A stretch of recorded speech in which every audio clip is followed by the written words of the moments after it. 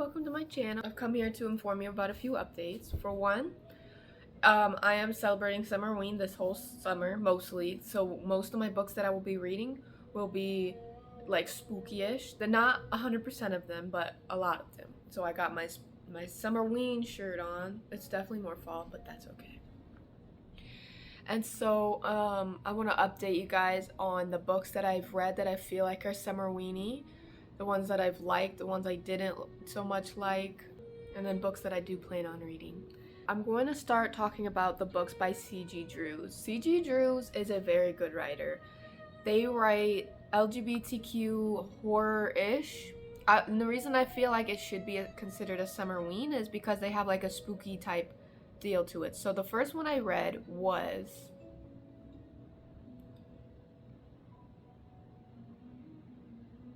Hazelthorn, and this one was really good. It was about a boy who, I don't want to give away too much, but he didn't ever remember his past life before the age of like 12, I believe. He had this other guy who lived there, and they had this weird relationship. Like you could tell they wanted to be friends, but at the same time, like both of them were like hesitant for whatever their reason was, which you find out at the end. And it was like there's a lot of going on in the story. It's about a garden that's pretty much taking over the house, and it's very gothic-y in my opinion. Like that's how I envision it. It's very gothic-y, like plants taking over, and it was just a very good summerween start. Now, the next one I read by C.G. Drews was You Did Nothing Wrong, but to be honest, You Did Nothing Wrong doesn't really have summerween vibes, I don't think. It was mostly just a love story between two people who had a son, and I won't give away too much, but the ending definitely took me out. I did not expect that ending. I think that they have other books, but these are the only ones I'm able to get on Libby, so I might have to find them either at my physical library or maybe another place like Audible or something. But this one's called Don't Let the Forest In, and it's about two boys who are best friends. One of them likes to write, and one of them likes to draw, and together they are pretty much not letting the forest in. Like they envision these monsters, they write the monsters, they draw the monsters, and these monsters become real.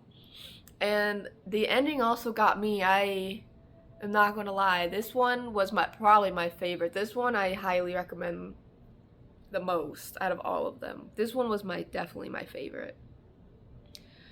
But yeah, if y'all read this one or have read it, tell me down below how much this ending took you out, because that ending took me out. I can't say too much because I'll definitely give away the ending, and I don't want to do that for you.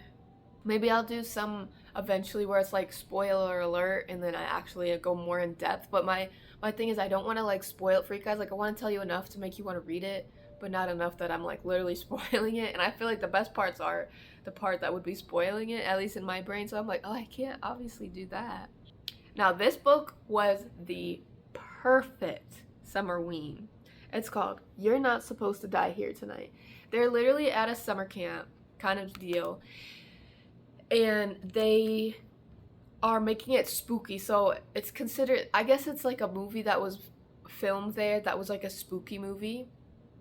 And so people pay to go there to get scared, right? And then it ends up, there's actually some things going down, but you know, it was really good. It was so good that I ended up buying it. It's literally the perfect summerween. This is like my technically first summerween book I picked up that I intentionally was like, oh, this is my summerween start. It was so good. There is actually a funny thing for me.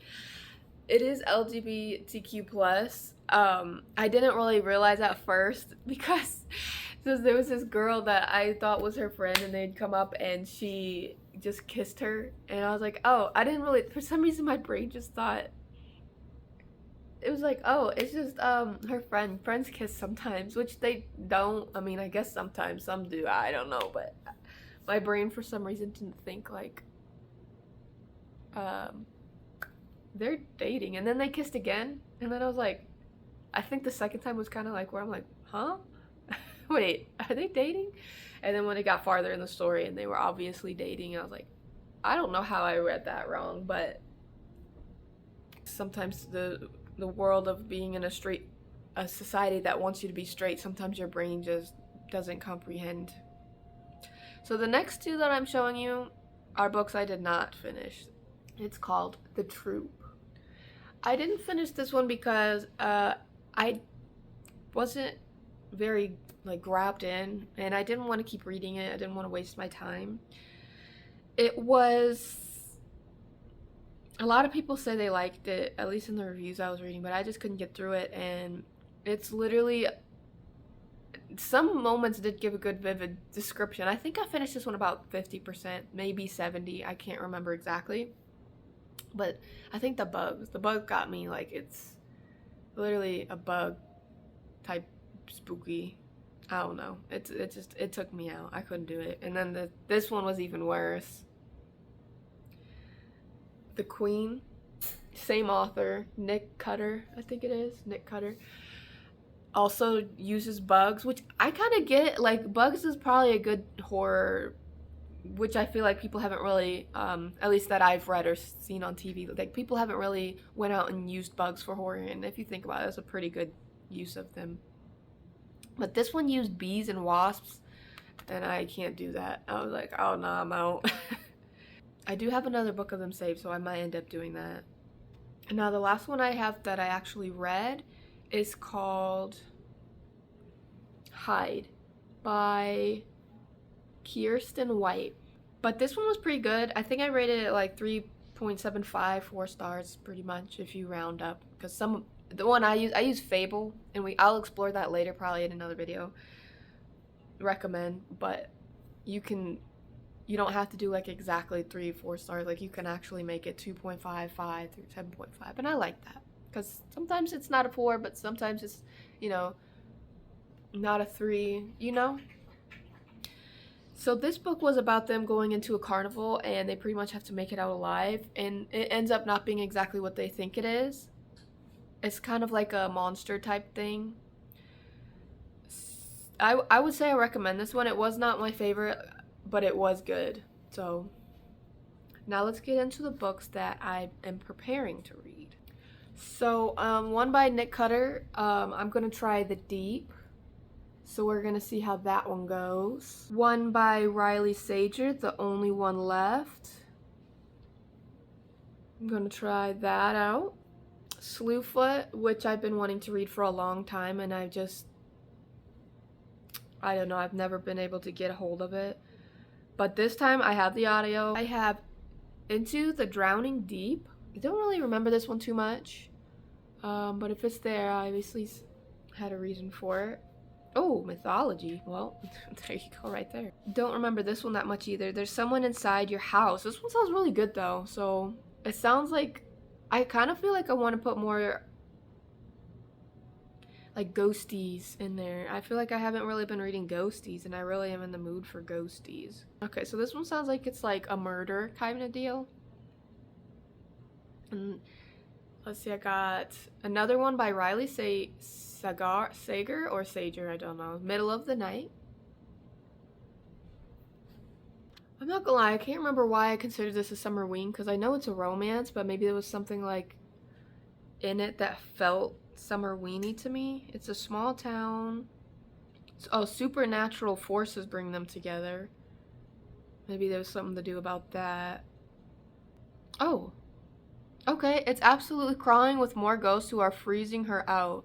Okay, that's why I added it. There's ghosts in there. And like I just told you, I've been wanting to read more ghosts. And then you put ghost and romance together, I might like that. I've actually never read something like that, so it sounds like something I'm interested in. And lastly, I have, and I am open to adding more, but this is the last one I have on my save so far, Meddling Kids by Edgar Cantero. So this one is, I think it's about 4 kids who have grown up and apart after haunting, disturbing memories. So it's something that happened in their past, and I guess they're like having to revisit it for whatever reason. So all of the books I got saved, they sound very interesting to me.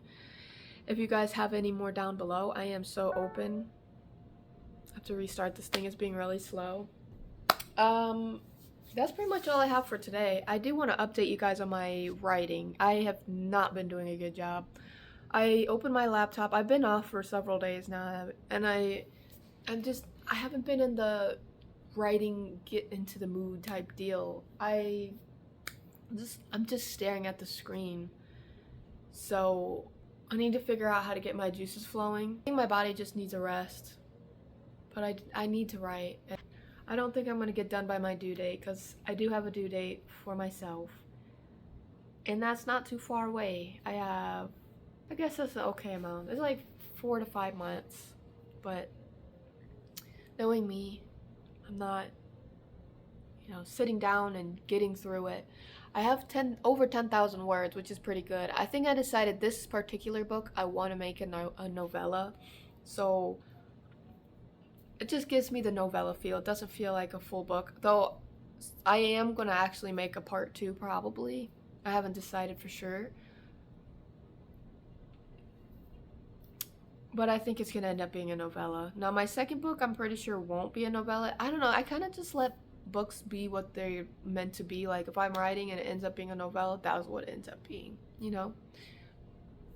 But yeah, I hope you guys are out there reading and writing, whatever it is that you join this channel for. It is, for both readers and writers alike. I know a lot of times us writers love to read as well. It's what gets your juices flowing. And I've been reading good books. I don't know why my juices aren't flowing.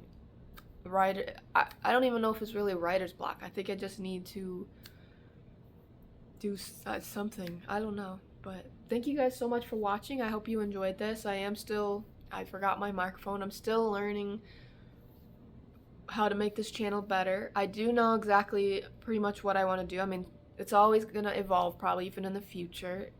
Things change. You guys like different content. I might want to change something up that I might find more appealing or easier. But obviously my channel is about writing, which I need to get more into writing on my longs, but I do have them for my shorts, and then reading, which is everywhere. I always talk about what I'm reading, even on my shorts. I feel like my shorts I've been more on my writing, but lately I've been trying to do a mixture of both. So thank you for watching. I'll see you next time. Bye.